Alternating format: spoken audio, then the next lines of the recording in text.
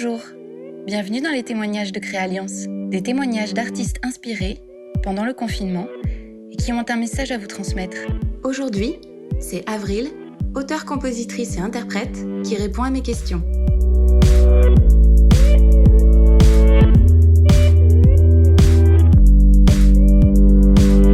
Bonjour à toi et merci pour ta participation.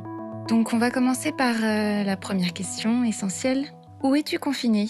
Eh bien, je suis confinée chez ma maman, donc ma maison d'enfance, on va dire, dans mon 77 natal.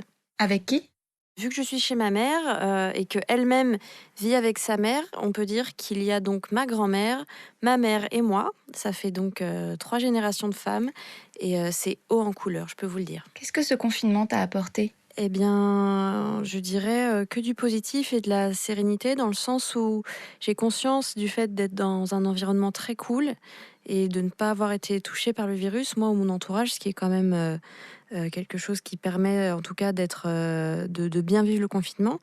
Et je tiens aussi à dire que, ayant une maladie auto-immune depuis presque 15 ans, j'ai déjà été amenée en fait à devoir me confiner dans le passé, plusieurs fois même, à cause de mon immunité défaillante. Donc du coup, c'est un exercice que je connais un peu, l'isolement.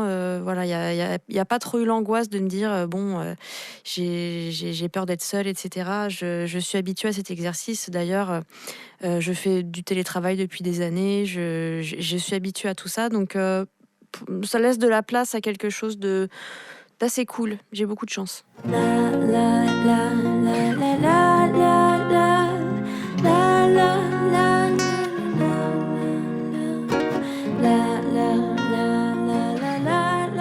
Qu'est-ce qui t'a inspiré dernièrement ?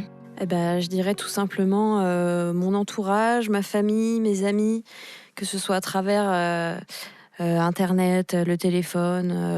On se permet enfin d'avoir des conversations qu'on se laisse le temps d'avoir. Et ça peut être très drôle, comme très profond, très inspirant. Les langues se délient et les âmes se dévoilent, donc je trouve ça très cool.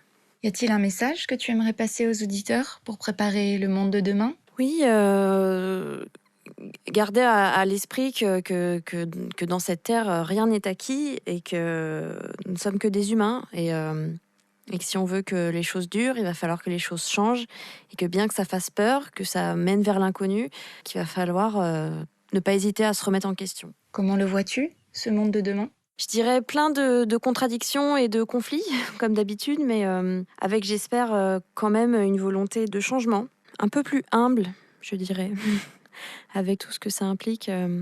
Ça va avec l'idée de ne pas tout prendre pour acquis et de rester centré sur les choses simples et essentielles de la vie. C'est hyper cucu comme réponse, mais je pense qu'il n'y a qu'en étant vulnérable qu'on s'en rend vraiment compte de ces choses-là, je pense. Turn at bat, sir. At least I didn't fake it, ha, sir. I guess I didn't make it that way. Peut-être as-tu une morale à transmettre ? Oui, je dirais celle avec laquelle on m'a éduquée et peut-être aussi une des plus vieilles du monde, c'est aimez-vous les uns les autres. Je sais que ça inclut énormément de paramètres en jeu et c'est déjà un beau challenge de vie en soi. Un enseignement ?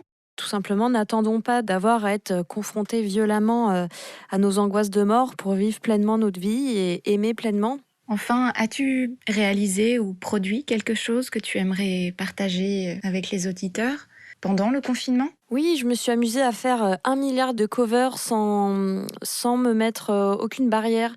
Donc ça va de Barbra Streisand à Muse, à Britney Spears, à Picsou, le générique de Picsou que j'adorais quand j'étais petite. Voilà, je me mets aucune barrière et je m'amuse, voilà, sans me prendre la tête. Merci encore pour ta participation. À très vite.